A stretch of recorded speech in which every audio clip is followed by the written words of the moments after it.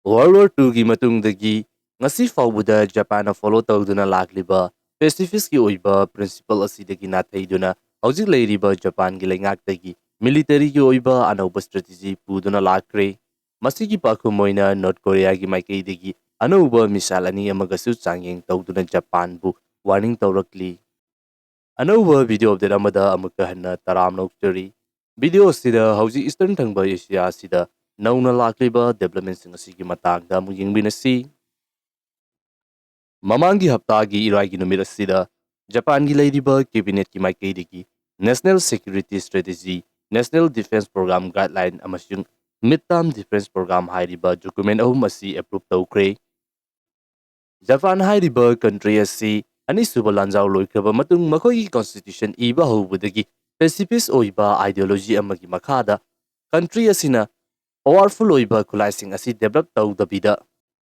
peaceful oiba lambi amada changsinduna leiriba atopa countries asigi marakta conflict toktanabagi oiba policy asing asi fawbada follow tawduna lakribani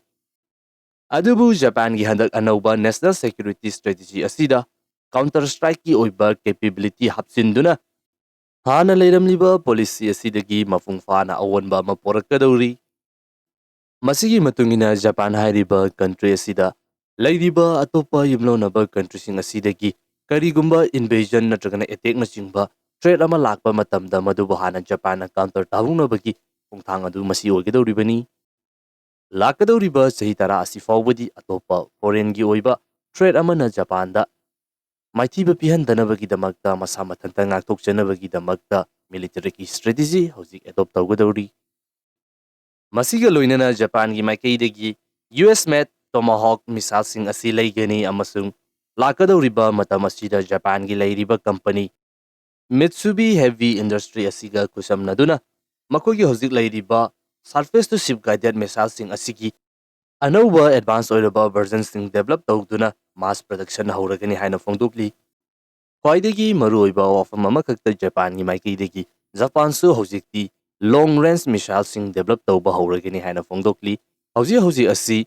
Japan gi maikaidagi Britain amasung Italy hairiba country ni sika punsinnaduna next generation fighter aircraft ama develop tawbagi process adu haukrabani Japan gi leingakna hojik lokhalakliba anauba khongtang kayasing asida Japan da leiriba mipum khudingmak na yabadi natri mioi kaya amana hairiba khongtang asibu yaningdaba fongdoktuna hanadagi leirekliba Pacific ki oiba principle aduda adumak follow tawbuduna chatpa pami haiduna mioi kaya amasu yadabadi adumak leiribani masigi matungda North Korea ki maikaidagi haukiba nongmaijing ki numit asida anauba medium range ki oiba ballistic missile ani eastern thangba coast kapthaduna changyeng pangthokre masiga tharaga North Korea ki maikaidagi handak sahi asida kuntraga mangarak suba missile changyengni masigi matungda North Korea ki maikaidagi amuk makoi gi oiba spy satellite ama hojik sembal loisilakle